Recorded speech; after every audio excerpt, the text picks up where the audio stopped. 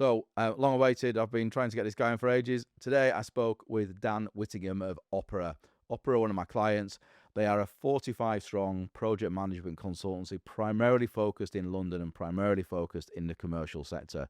This is a business that is punching well above its weight. They are giving some of the major players in the PM commercial world a bloody nose on a regular basis, working with some of the best clients in the market, such as British Land, Landsec, etc. Exceptional business. They hire an exceptional talent of people, and it was really interesting listening to Dan and his views about how they continue to grow the business, what makes a great PM, and how they keep their standards. I think a lot of people are really going to be interested in listening to what Dan has to say.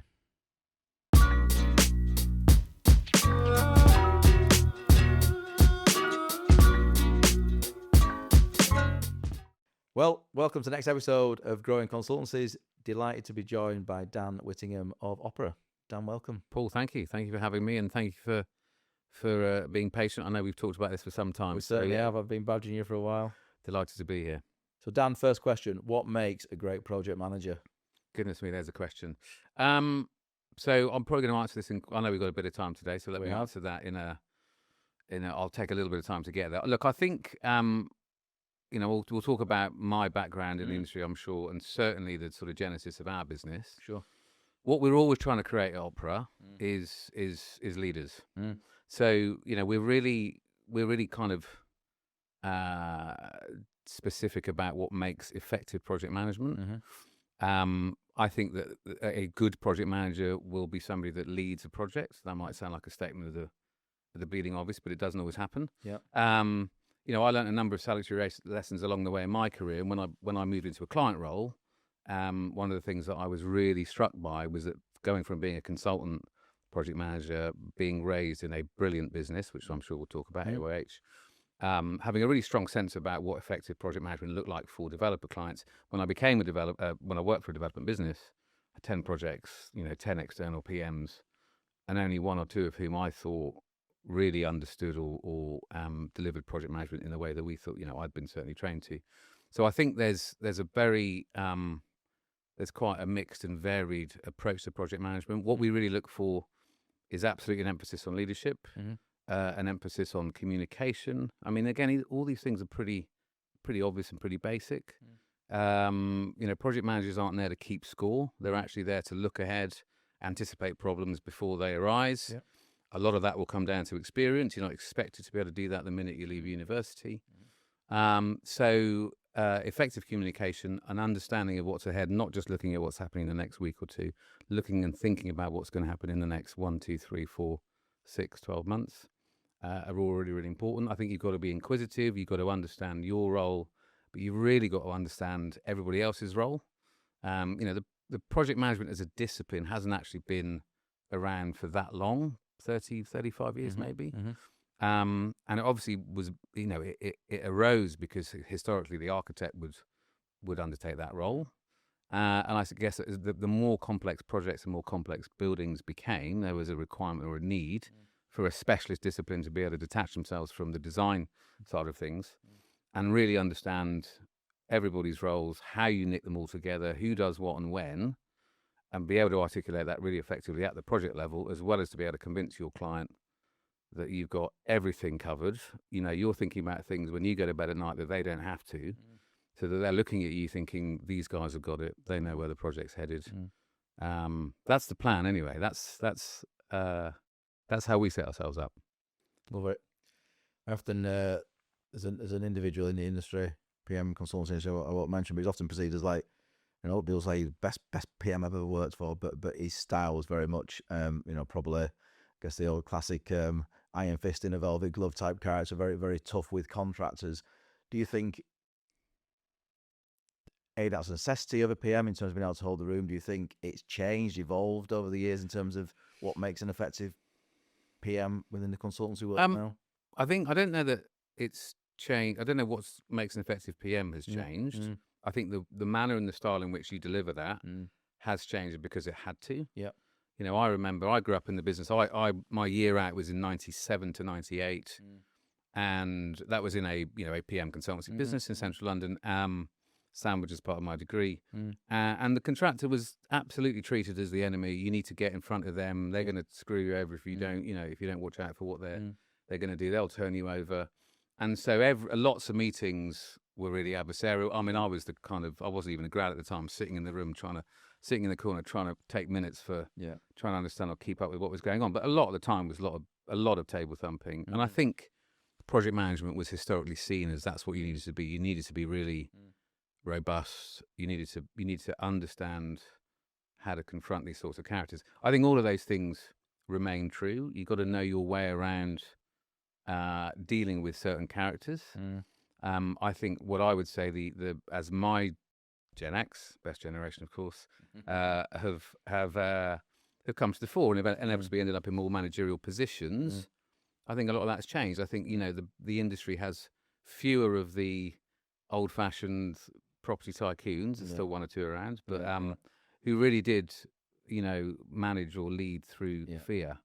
I mean, I absolutely witnessed that. Early on in my career, going around a site, one of the client was a fairly well-known developer, wouldn't wear a hard hat, smoked a cigar, and he had a trail of people who followed him around site who were just, sort of living and breathing on his every word. Right. I think things are a little bit more sophisticated these days. Yeah. But all of the requirements and expectations of a project manager, I think, are broadly the same. Yeah. We certainly advocate when it comes to particularly the projects we now find ourselves involved in delivering, projects well over 200 million, up to say 600 million.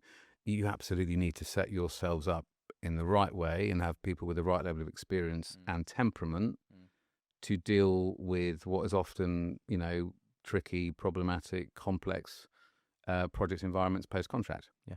And you have to be able to understand that, and you have to know your way around it. And unfortunately, you just need to have done that enough times to be able to be good at it. So, Perfect. Let's go back to the beginning, Dan. Talk us through how you came into the industry. Where did you start? I had to think about this a bit. So my father was a nuclear scientist. Right. Okay. I think it's fair to say, Paul, that was not a career choice or something that I was necessarily going to follow him into. Yeah. For a number of reasons. And, I did my A-levels in 92 to 94. There was a pretty grim recession that you were aware of. One of my A-levels was economics, so we got to hear all about that. I guess I took a decision rather than to go and read a pure subject at university. I wanted to do something that was a bit more vocational. I love the idea of, I think a primary school teacher said he'll either be a social worker or a foreign diplomat. Right. I think you need a bit of both of those to be decent at project management. Anyway, sure. Certainly neither of those two were gonna work for me.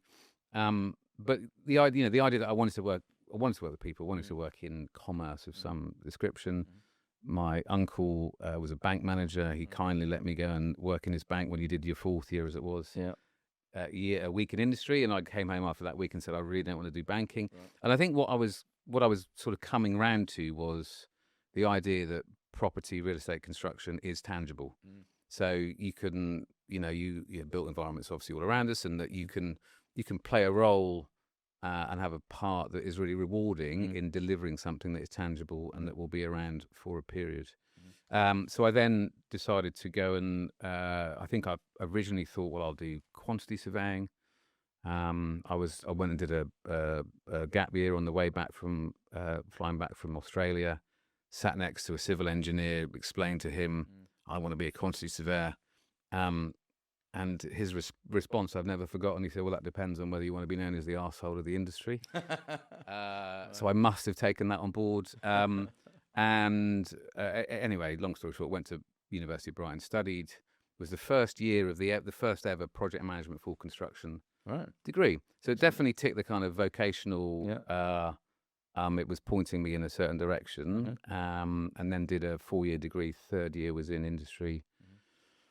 Did what people normally do for the first years at university, which is not pay a huge amount of attention to their studies, and then had a year working for a Scottish consultancy, MPM Adams, they were subsequently bought by Capita, who had a small office at the front of Montague Evans' offices on Dover Street. Right.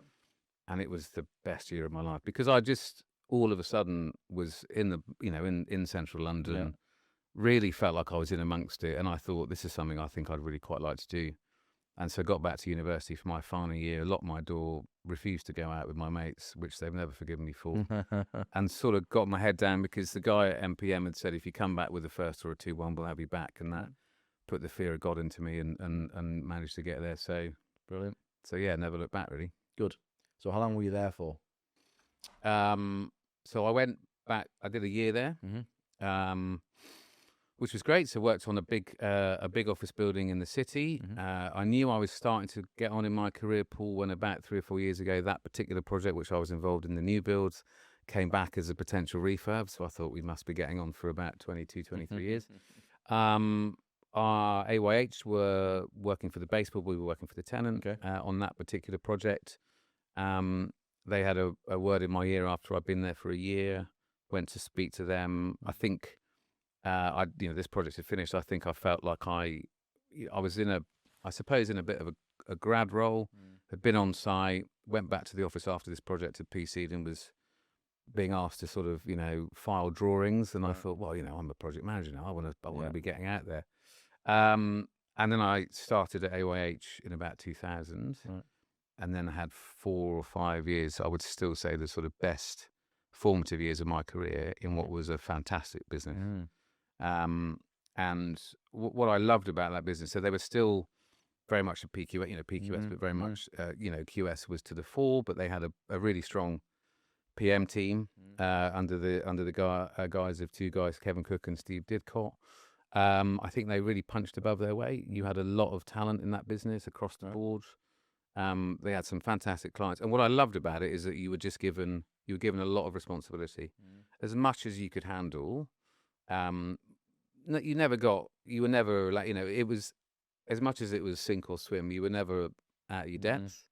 There'd always be somebody there. They were brilliantly supportive, but you really got to learn on the job doing, was really where I started doing commercial, major refurbishments and cutting calves. Brilliant. So yeah, fantastic time there. Yeah, good business. I can't remember what year they got bought out by Arcade. Is it Arcade? I left there in end of 2004, and I think it was within a year or two of that that they bought out. And obviously the sort of alumni for that business has moved on to much bigger and greater things in a number of directions, really, which I think is testament to that business. And inevitably, I think there's a lot of the DNA of that business in Opera. Yeah, because I think one thing you have to do as a business owner is you take the best bits of what you've learned and what's come before, and you do your best to put your own spin on it and embed that in the culture of your own company. So we definitely are big on giving people responsibility at Opera, for sure. I think that's where a lot of businesses thrive, the ones who do that. A lot of businesses I know have been very successful over 27 years of recruiting within this industry. It's the ones who gave people opportunity quite early, and people rose up through the ranks early, like you say, with appropriate guardrails either side, but were given the opportunity to advance quickly. I think much better to be a meritocratic environment rather than a time-served environment. I think so. I think there's an advantage as a project management business, even though I think they're a lot harder to grow than QS businesses are. I think there's always struck me that you'd always have in a historically or traditionally in a QS business, you'd have your partner, then you'd have your associate partner or your associate and your senior QS, and a bit more regimented, a bit more, you knew where you were going to go, you'd move up. Whereas certainly in our business, it's the point I made earlier, we're always looking for leadership. We're always looking for people that have got enough confidence to be able to hold themselves in the right way. All of our people need to be really client facing. And so that in itself breeds responsibility. You want to give people that. You absolutely make sure they're supported. We are absolutely passionate about making sure that directors are involved in everything at Opera. So that means, 50+% of the business is either at director or project director level. But the, everybody in our business, the ones that are really flying are the ones that just want more and more responsibility. But they won't overreach, and that's equally as important. Yeah, absolutely. Good. So what stage in your career, your client side? You said you were client side for a while. So I'd spent, as I said, 4 or 5 years Mm. at AYH. I think I thought, well, what are all good sort of ambitious project managers who think they know everything go and do? Well, they go and become clients. And I think there's a few that I'd come across earlier in my career that had done that. And of course, you only, at the point at which you become a client, you realise just how little it is that you do know. I was really fortunate, my wife and I, Australia will be a continuing theme, I'm sure. We just been over to Australia. A lot of my friends have moved over there post grad. We're loving life. I'd had 2 interviews, I think, at GPE. We'd gone over there. I'd proposed, we got engaged, and on the flight home, my wife said, "We've got to come back, haven't we? This is what why wouldn't we?" I said, "Well, darling, there is just this opportunity I've got at GPE. They're a client. They're really, they've really repositioned themselves as a West End developer, as a real specialist London developer." I said, "I've kind of got to give this a go," and I'm really pleased that I did, because I think I spent 2 or 3 years there in a really dynamic environment. Toby had been there, I think, 3 or 4 years. Had really started to reposition them as a central London development specialist, a West End developer. Rob Knoll, who was in there as Toby's number 2, obviously went on to run Landsec.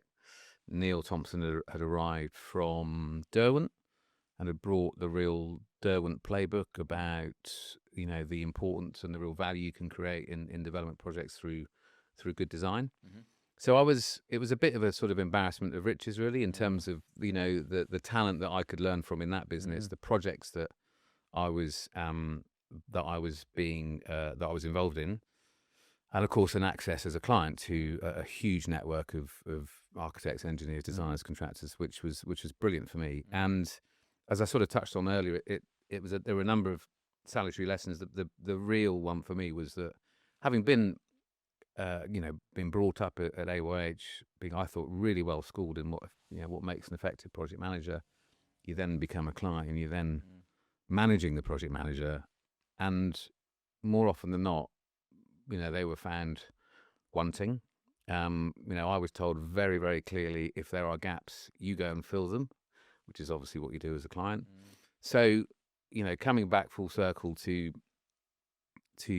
opera, which is why my experience there was so instructive, is because actually there really shouldn't be any gaps. To bloody well make sure that there aren't any, so that therefore your client does what the client needs to do, provide the support, provide the strategic direction, make sure everyone gets paid on time, etc., and that you really therefore take care of everything else for them. So yeah, it was, and I love being on the client side. And then I left there after 2 or 3 years. We then made the move, having done the period at GPE as a client. We obviously still had this itch we had to scratch about going back to Australia. We got married, and then it was the end of 2006. No one had heard of subprime or the global financial crisis. There was still plenty of work in Australia. We literally left GPE end of 2006, got on a plane Jan 2007, landed in Sydney, and sort of never really looked back. The wonderful thing about Australia and Australians is that, as much as you get such a lot of grief on a daily basis about being a POM, it's actually all really, really, really good-natured. Right. It's just banter. They had a real respect for London experience. So I found myself, having learned such a lot in 2 or 3 years at GPE about what to do, what to look out for when you are fundamentally repositioning, existing office buildings into a development business in Australia that had a load of central Sydney kit, including some really big towers. And all of that experience was brilliant. It's exactly what they were looking for. And because it's such a small market, the opportunities are just tenfold what they might be in the UK. So I had a good 5 years out there, started a family out there, lived like all good POMs on the beach at Bondi, and I loved it. Awesome. So your kids are Australian citizens? No, sadly, just the one. Well, we were on a business visa because you got a few tax breaks on one of those. Okay. So Zach, who was born over there, he's 18 in a couple of weeks' time. Blimey. He would have yeah, he it says in his passport, I love it, place of birth, Sydney.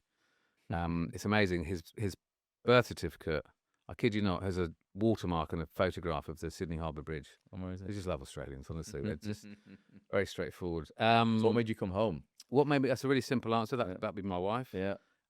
She'll be raising her eyebrows as she listens to this. Yeah, look, I mean, the one thing that Australia doesn't have is family. Yes. And we had lots of our friends that we knew before we went there, made lots of friends out there. And Australians are incredibly friendly, incredibly welcoming. But what you can't really replicate is proximity to grandparents, aunts, uncles, etc. And whilst I really didn't want to come home, and you can probably still see my fingernail marks in Sydney Airport, you know, I knew that actually, certainly for my wife Hayley, it was only right that, you know, she got to bring our son up around her family. And I never left London to get away from London, if you like. I wanted to go and spend time in Australia. So coming home was fine. It's just, you know, I might have complained about it a bit, albeit a long time ago now. Yeah, awesome. So what did you do when you came home? Well, one of the things, it's really interesting I got back at sort of 11, 12, parked myself in a business for a period, really, because the market hadn't really recovered. No. But in doing so, looked about the market and saw that in sort of 13, 14, coming out of obviously the you know, massive recession, the global financial crisis, that there were some really impressive specialist cost management businesses that had fallen out of the David Lang and ACOM tie-up. Alinea obviously being a brilliant example of that. Call 5, Exedia, those guys. Yeah, absolutely. And I was sort of looking around the market and going, where are the PMs? You know, is a PM going to emerge? Might I go and think about joining them? But, you know, to my money, there really weren't any that had done that. I think a lot of the previously, you know, reputable independent PM businesses had been bought inevitably by Savills, CBRE, JLL, etc. So I thought there's a bit of a gap in the market there. And that, you know, that sort of aligning that to my previous view, which is that, you know, how many project managers really understand what a client needs or a developer client needs from their project manager? What does effective project management look like? Felt like, well, that might be an idea for a business. And that was the sort of, I suppose, founding DNA of Opera. Brilliant. Amazing. So, obviously, I know all about Opera, but for everyone listening, can you give us a kind of bird's eye view of Opera, current headcount, core sector focus? Sure. No, very happy to. So, we're 10 years old. Yeah. So we started Opera was started in 2016. I don't know where the last 10 years have gone, Paul, frankly. But so we're 10 years old with about 45 people. We've only ever been set ourselves up as a specialist project management business. Nobody even bothers to ask me if we're ever going to do QS anymore, because, you know, anybody that would, I'd say absolutely not. And look, for the simple reason that I think, from what I've already said about the QSs I've mentioned, I think, you know, one of the real values and importance of an effective project manager is having the independence across the entire team. And I think, you know, I'd worked in businesses where you did PM QS, and the PMs really didn't want to work with the QSs, and the QSs really didn't want to work with the PMs. People who owned the business thought it was great. And you'd often find yourself PM QS, there'd be a discount offered. And I just thought it didn't really work. Then I became a client and found that it really didn't work from a client's perspective. So I think having separation of those two fundamental disciplines was really, really important. So we're independent, purely project management, really top heavy. So as I said, 50% of the company or more is PD or director.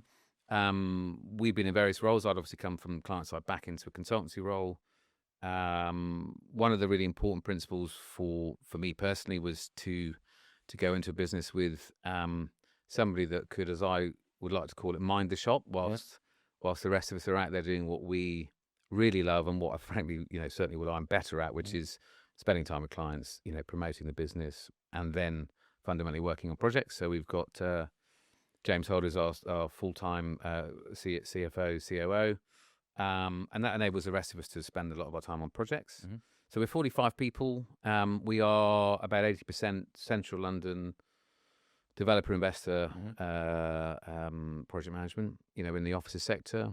we do a lot of the work we've done inevitably more so over the last, I guess, 7 or 8 years is heavy cut and carve refurbishment. We do some new build, but that's only because there's less new build these days, albeit you start to feel like there might be a bit more of that, given the inevitable constraints around viability as a consequence of the sort of sustainability agenda. I'm sure we can talk about that. We do about 20. The remaining bit of the business is residential, retail. So we've done quite a lot of big landmark retail things like Coal Drops Yard for Argent, Battersea Power Station Phase 2, and also a lot of the work up at Wembley Park. And then the rest of it is we've done some hospitality, life science, industrial. We're about 80% commercial, as I said. I think we'd like to get to about 70-30. Commercial office is a great bit of the market to be in. All of our clients, we've always, I guess, deliberately sort of pointed ourselves towards the top end of the market. So all of the, historic or traditional or major players in central London development, a lot of the listed REITs really form the core of our client base. Landsec and British Land have been our two biggest mainstays for many, many years. And, we have a simple maxim, which is that we do a brilliant job for people, get lots of our time, lots of director time, lots of time and energy, lots of involvement. We set a reasonable expectation around fees. Clients are really clear about what they need from us. They get lots of our time. And it's actually, when you break it down, it's no more complicated than that. That's how we set ourselves up. I think in terms of where we'd like to get ourselves to, we're quite relaxed about growth. Quite a few of my peers in other businesses will remind me that I used to tell them that when we were 2025, we would never get any bigger than that. Growth, as you will know, Paul, it becomes inherent because you only if you set a business up like ours, which is you're only interested in, and I know this drives you mad sometimes, but the very, very top end of the market in terms of talent. Don't be surprised when you bring all these really bright, smart, ambitious people into your business, and all they want to do is progress and be promoted. You should absolutely embrace that, and I think we do. Yeah. But you have to make room for them. Yep. So you have to be able to. You never want to create a situation where, well, we've got enough directors, or we can't have too many, because then it gets a bit unbalanced. So I think a lot of growth pressures come internally, but also they come externally. And I think as our brand and reputation have grown, and that's the only thing that will ever keep me up at night. It's never about where's the next project coming from. It's only ever about, are we doing the right job? Are our clients happy? Are we going beyond what we said we'd do? I think if you do all of those things, then there's enough room in the market for a company like ours to continue. Who would have thought it? It's quite amazing, isn't it, that a lot of the best businesses I see, it's not rocket science, is it? It's hire great people and do a great job. I think rinse and repeat. I think it really. I mean, you could spend hours talking about it, but I think it really comes down to that. And what's been brilliant is that when you go and speak to principals in development businesses, you've got enough on their plate without having to worry about how their project managers are performing. You go and talk to them, explain, as we've done today, what I think is effective, what constitutes effective project management, who they're going to get, are they going to get me or whoever it might be? And they kind of go, that's what we want. And then they'll give you a shot. And it's been amazing the number of clients who've given a first project to us that's pretty big. There's a real vote of confidence. You're like, oh, well, we better not screw that up. Yeah. And you do a really, really good job, and they keep coming back. Yeah. And that's been very much, what I've seen over the years, working with you, but looking outside in, is that you've just continued to do that, do a good job. And, I'll often describe now, when I'm describing operas, like, for the size of business, punch well above the weight in terms of this, almost shouldn't be on some of the schemes they're on for size, at least. But that you're now giving, a lot of the major players in the market a bloody nose on occasion, who maybe assume they would get that role over opera. Yeah, I mean, you have to earn yourself at that. Yeah. You have to earn your way into that bit of the market. People like British Land are a perfect example of they really mirrored the sort of the story of our business, because we got onto their framework in 2017 when we were only a year or two old. It was it was a massive event to be considered for the framework, let alone we thought, well, we won't get on, but maybe in 5 years' time. We got on, and you then get, it's like, as you realise, you get onto a framework doesn't mean you're going to get any work. We got a job really quickly, but it was small. It was really tough. We were oversized at the time, and of course I'm like, I'll run that. I mean, why wouldn't I? I think we did a really good job for them, and then they've been brilliant. They've just moved us further and further up, I suppose, up their supply chain in terms of projects that they would trust us with. And our latest one for them is it's early days, but it could be one of the big new towers in the city. So, you know, again, you don't walk straight into that bit of the market. And I would say the real hallmark of the last 3 or 4 years is that we have found ourselves not just growing through the relationship with Landsec, relationship with British Land, GPE, Derwent, whoever, but actually being approached by people who wouldn't necessarily know us, but would know of us, would ask us to bid. We're up against one or two names that everybody would know, the sort of historic big beasts of London commercial PM, and I think it's fair to say more often than not we're able to sort of outperform and win those projects. Brilliant. Which is great. I don't think they like it very much, but I think it proves the point that there's room in the market for more than just and I think, you know, it's only a healthy thing, right? You have to constantly be, I wouldn't say disrupt, but you got to have it about you. You got to understand what's made them successful. How do we do things do things differently? I think certainly in real estate, there's people like something that's a bit new and a bit different, but it has to be underpinned fundamentally by competence and an experience and an ability to deliver. And for you now, the challenge is keep on going with that, because, you know, for sure, just as you were the entrant 10 years ago, there are others coming through now who will start nipping at your heels. And look, absolutely, and you keep your eye on them because you have to. You know, as you know, I mean, businesses are constantly evolving, growing, amorphous, sort of abstract construct that you just have to constantly sort of. I always talk about, you've got to take the temperature of the business. How's everybody feeling? You know, yes, we're busy. Are we, you know, keeping an eye on people, making sure everyone feels fulfilled, motivated, that the level of ambition is still there, so that you don't get overtaken. And you know, I always say the worst thing that anyone could ever say would be, "Oh, yeah, Opera were great. Those guys, they were really flying." But I guess now it depends who you get. I mean, that would be. I find that pretty traumatic. I don't think people would say that at the moment. But you never ever guard against it. You cannot be complacent. And you know, my role has certainly changed. And that is something that you have to confront. You know, I love being involved with projects. I love being involved with clients. The bigger the company's got, inevitably you have to step back from that a bit. I'm still very, very involved front end. You know, you've become a bit like the fire chief who ends up having to stay back in the station whilst everyone else is off having fun, you know, putting out the fires. But, you know, my role is really increasingly being the standard bearer in the company, making sure that everybody remembers how we've got to where we've got to, what we need to do to keep pushing forward, never, ever, ever taking our eye off quality, you know, standards.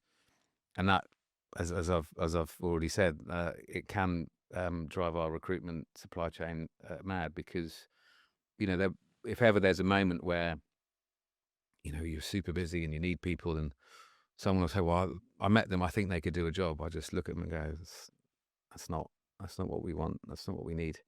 You know, you let mediocrity in at the door, and before you know where you are, you'll be finished.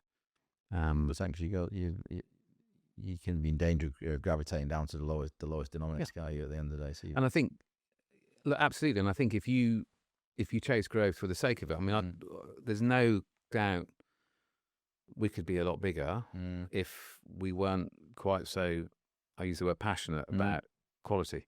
And I think that what's been brilliant and lovely in the last, I think, 3 or 4 years, having restructured the company, because we knew we were growing. We came so fast out of COVID.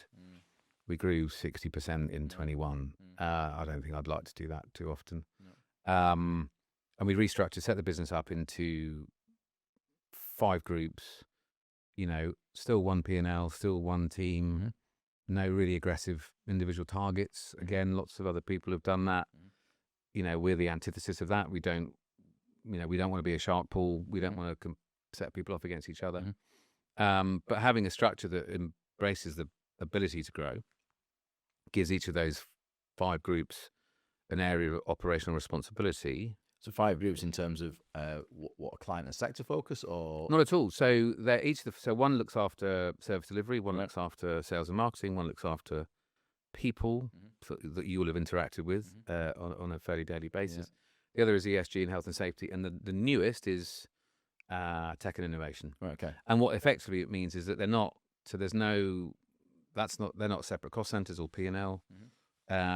Resources spread across the business. As you get to 45, 50, that inevitably gets a bit more challenging because you always want to have a line manager working with somebody on their projects. Not always possible, but each of those 5 groups has their own objectives, and it's all about what are the operational objectives for each of those groups in service delivery.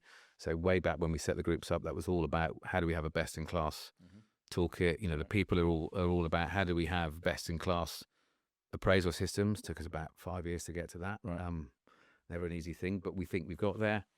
So that you're giving, and what that does is it shares operational responsibility, but it gives, I think, a lot of people really good exposure to how a business like ours operates. Because all you're ever trying to do is to create future business owners, and therefore instilling a business owner's mentality, a founding mentality, if you like, is really, really important.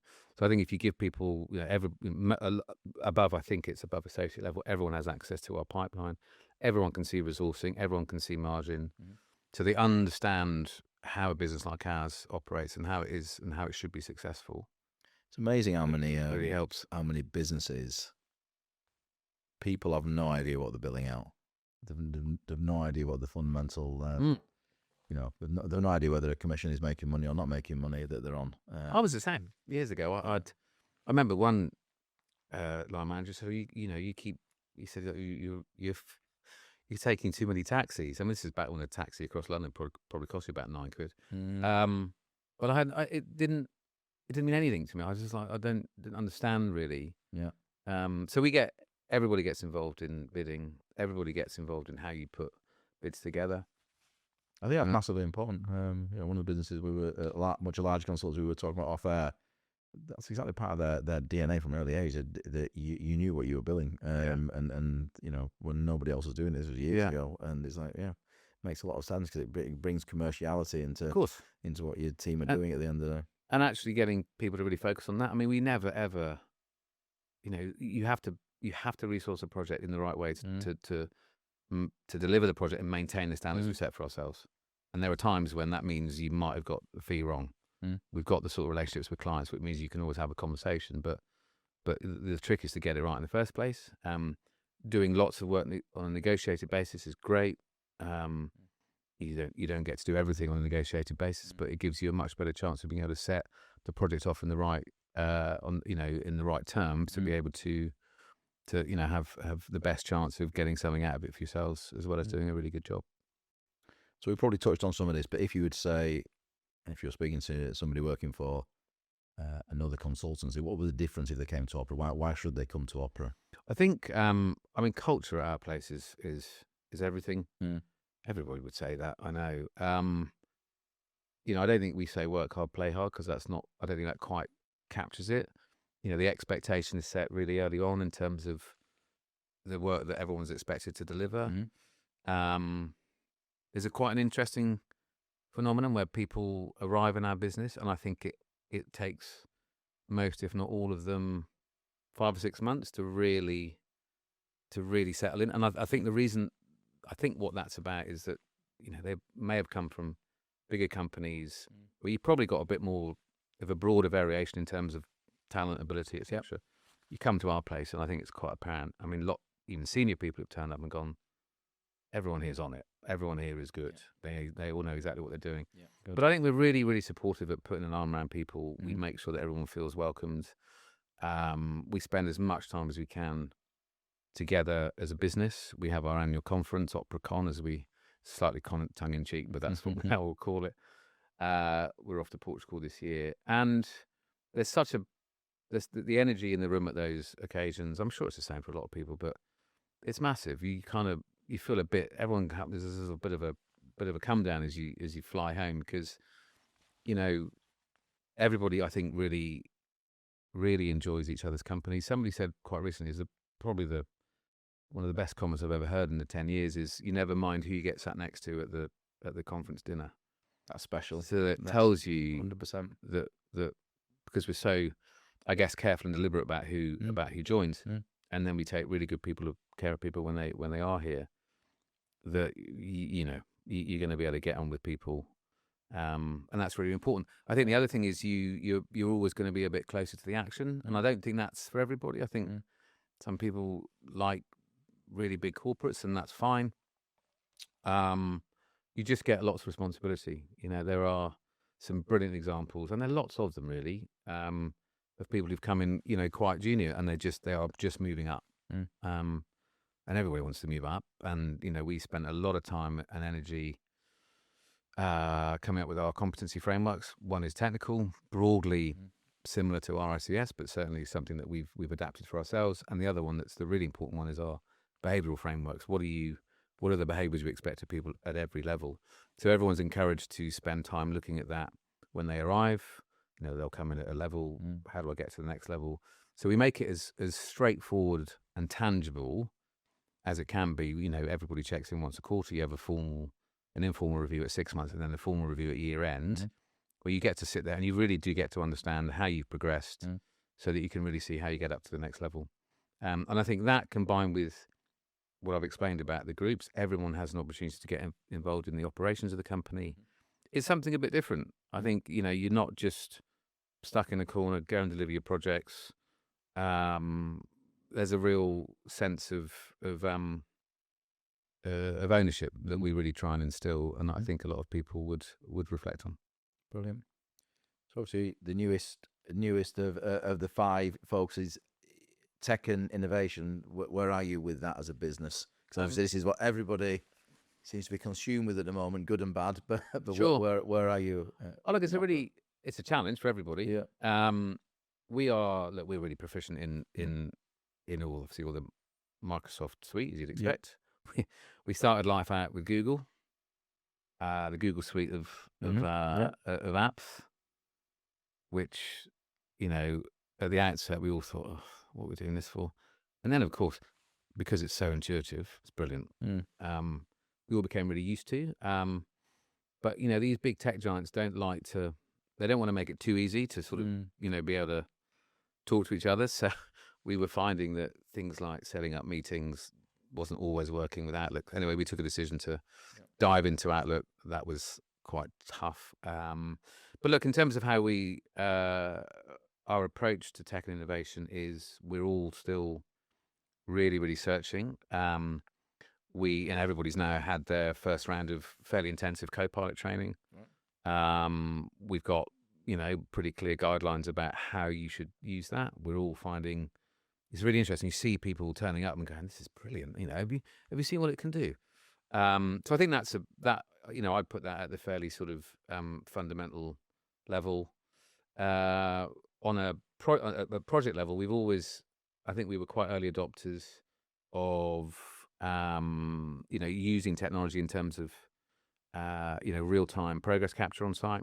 We even invested in a Matterport camera, which is effectively you go and effectively create a digital twin of a building. Was brilliant in terms of all the refurb work that we're doing. So we really pushed on that. We will embrace all of the AI and tech that's available in terms of the project side of things. And I think site progress is the big one there. And again, it's got a bit of a way to go.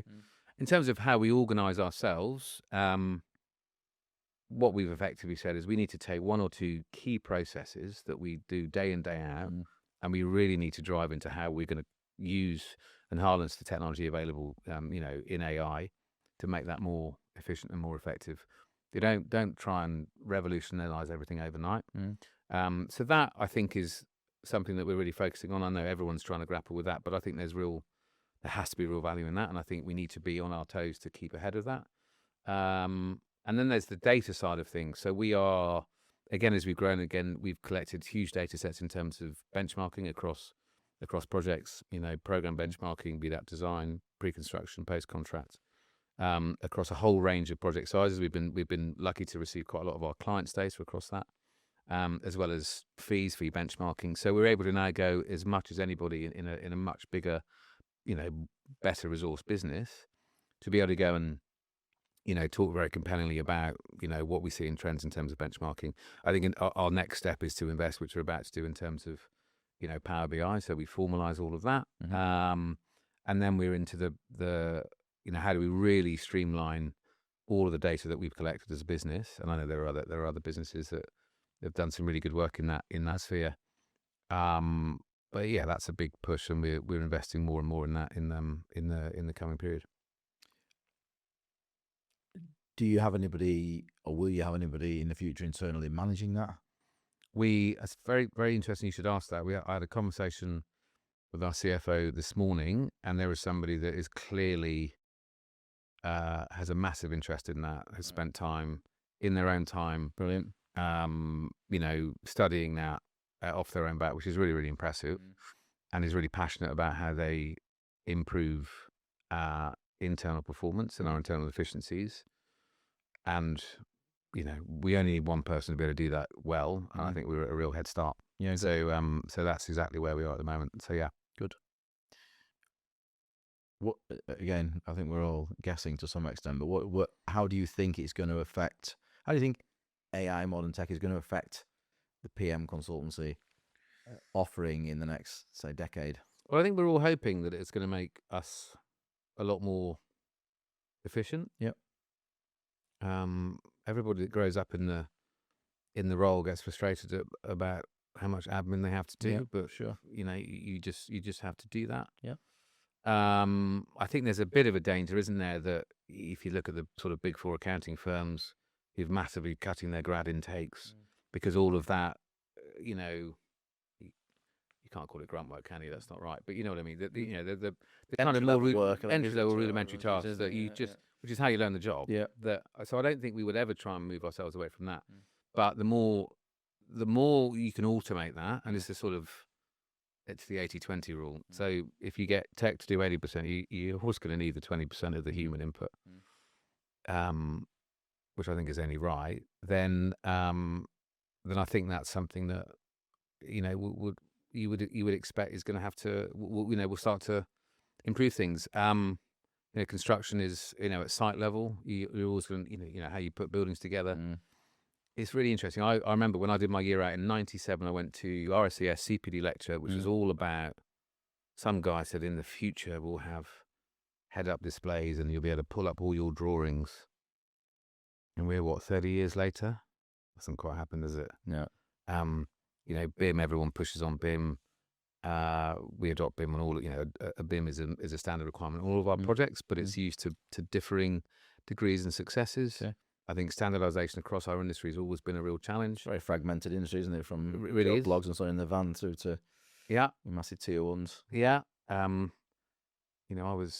had people like Latham in 94 and Egan in 98 talking about, Egan was all about taking car manufacturing and, instilling that in UK construction. I think, what hasn't helped is that buildings have become so much more complex. Yeah.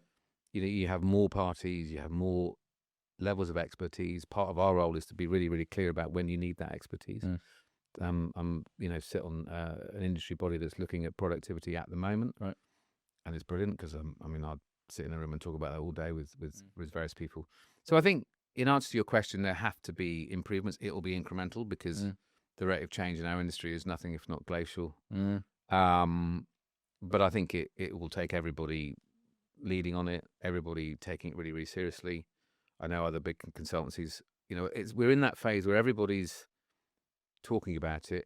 I was saying to you earlier, it's really interesting. Only one person that I've interviewed, in the last however many months has actually said, what's your approach to tech innovation and AI? And I thought it was a really good question.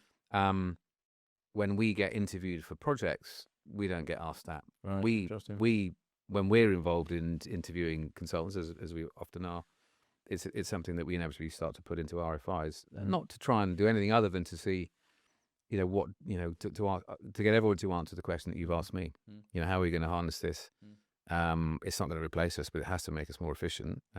It's the efficiency play, isn't it? I think. Yeah. And I think some businesses are more ahead than others, and without that, it makes their people more efficient, which has got to be a good thing, and a positive in terms of how they then go out and deliver fees.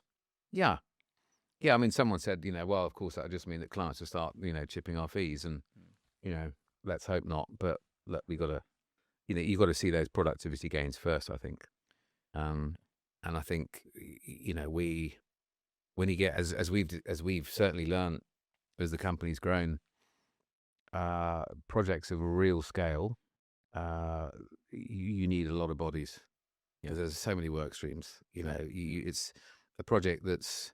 You often will say a project that's a fifth the size is no less complex. Well, yes, but it does certainly multiply when you get upon a bigger scheme. Right. And then when you start to try and let a building and you get into AFLs and you have multiple work streams, you're always trying to sign a contract at the same time. And you need expertise, you need experience, you need some grey hair, which is a good thing for people like us. And you're never going to replace that. Yeah. So where do you think the industry, where do you think the London commercial market is going? You touched on there that you may have a big scheme lined up. Do you see improving? It's been 2025, 24, 25 are probably relatively flat years. I think as a business, Opera have grown, but I think it's increasing the size of the slice of pie, and maybe to the detriment of some of your competitors. I wouldn't say it's necessarily off the back of the market growing. It's more that you've done a good job to grow. Yeah, I think we've taken market share, and that's fair. Yeah. And before the 28th of February, when Mr. Trump decided to go off rampaging around the Middle East, you really, every few months, we're all really good at talking the market up, aren't we? It's a sort of optimism bias. I think we finished our financial year next week, our record year in terms of turnover, and really good performance across the business. So we always have a really simple rule that we set our, we've got a series of metrics. If we meet them, we pay the full bonus pool. We're super transparent about that for everybody, which is great. For the next financial year, starting 1st of April, we've already secured income well ahead of what we'll finish this year on. Amazing. So in any other environment, everything would be flashing green, which is obviously why you and I have spent a lot of time speaking in the last few months about the fact that we're always recruiting, right? You have to be. So we've brought 4 people in the last 3 or 4 weeks. I think, I've spent a lot of time in the market in the last 3 or 4 weeks. There's no sign of any panic at this stage. You would hope that the bank will decide they need to sort of hold their nerve on rates. We're obviously not going to get the rate cuts that I think 50 bips that everyone thought we were going to get this year. That will have an impact on viability. Viability was obviously already constrained. Construction costs are only going in one direction. So I think the headwinds that you felt were still there, but was starting to abate. I don't think they are. But there's still a massive amount that we can do. We've been really successful in the flex sector. I'd say we've been one of the leading PMs. We've done a huge amount of work for TOG and for Fora. They've obviously now merged, and we're now working with Fora again on a couple of schemes, which is brilliant. You hear about the sort of flight back from the Middle East, people coming back here is only going to help the flex market. A lot of our clients, people like British Land, Derwent, GPE, have really pushed into that. GPE being 50-50 head, HQ 50% flex. We've got a really, really strong level of expertise in that. So I think you adapt. It's great having a really, really big, impressive, 2, 3, 4, 500 million pound schemes. Inevitably, they take a while to get going. Sure. But yeah, we all other things being equal, it looks like it should be a really strong year for us. Yeah. But you don't know what's around the corner, do you? And I think to sort of emphasise the point, having started in 2016, we had the referendum. Yeah. We then had COVID. Yeah. we then had Ukraine, and you sort of get used to it, don't you? I mean, I don't mean to be flippant. No, you're absolutely right. We live in the new norm. There is no norm, is there? That's Well, there isn't. And we often say, goodness me, what could we do with this company if we were ever in a boom market? Of course, you'd just be faced with another set of problems, wouldn't you? But anyway, yeah, we're pretty sanguine about it, I think. And I think what's so far positive in early days is that, spending time with people in the market, including some of the really big global PE firms, they just look at this and they'll find a way through it. There'll be opportunities. Of course. So I'm always I'm an optimist to my core, Paul, and yeah, I think we're all right for now. And also, you're not a business of a few thousand people. Whether you That can helps. continue to take market share, can't you? Yeah. Fundamentally. Yeah. And continue to with your as frustrating as it is sometimes as one of your recruitment partners, but continue to have a really high bar about who you let in the door, because generally speaking, you will always find good work for good people. It's when you start to lower that standard, and then suddenly it's not as easy to get those people opportunities. Yeah, as we said, it's a simple thing, isn't it? You'd like to think so. I think some consultancy is complicated, but yeah, absolutely. Dan, it's been a great chat. There's two questions I normally ask at the end of this. The first has been, who would you say has been your best boss or mentor, or someone who's influenced you the most in your career? I think there's two people. One would have to be Kevin Cook, who ran the PM team at AYH. I joined not knowing the slightest thing really about anything, and whatever it was he spotted in me, I think he spotted something, and he really dragged me up through that business, put me in front of a lot of his developer clients, and gave me a lot of responsibility, put a lot of trust in me, and that was massive in a business with some really impressive people. That was really important to me. At the same time, one of the clients I worked for was a guy called Hugh Cave, who was a lovely, lovely man. He'd spent many years working for people like Gerald Ronson, been there and done it all. And I was his client on a couple of really challenging development, cut and carve projects. And we thought he was a real mentor. I could speak to him about anything, and he became a really good friend. Good. He sadly passed away some years ago prematurely, and I'm still good friends with his wife and his family. Amazing. So I would certainly have to mention Hugh. Good. And then, if somebody was about to start a new consultancy business, would there be a book that you would gift them? Oh, that's a good question. There is one. It's called The Founder's Mentality, right? Which is exactly what I forget who I was talking to, and they suggested it, and it's exactly what I've already articulated. That I always had a real passion and vision, and still do, for the company. Talked about that gap in the market, but you don't really understand how you're going to get there. You learn it along the way. But what you absolutely are trying to instill is you thinking like a business owner. What are all the gaps in our business? What are all the issues that we have to confront? Not just who's going to fill them for me, but how do I fill them? How do I actually get in front of that? And accepting that your business is only ever changing and evolving, and you've got to get in front of that, and you have to embrace that, and you make sure that you control that. So, what's been lovely is in the last few years seeing a number of people that I work with, not necessarily Opera, but in client businesses who've started their own companies. And they've been really, really good at reaching out and saying, what do you think? What do you think we should do? And my advice is always just go for it. Go for it. You've got to back yourself in this life.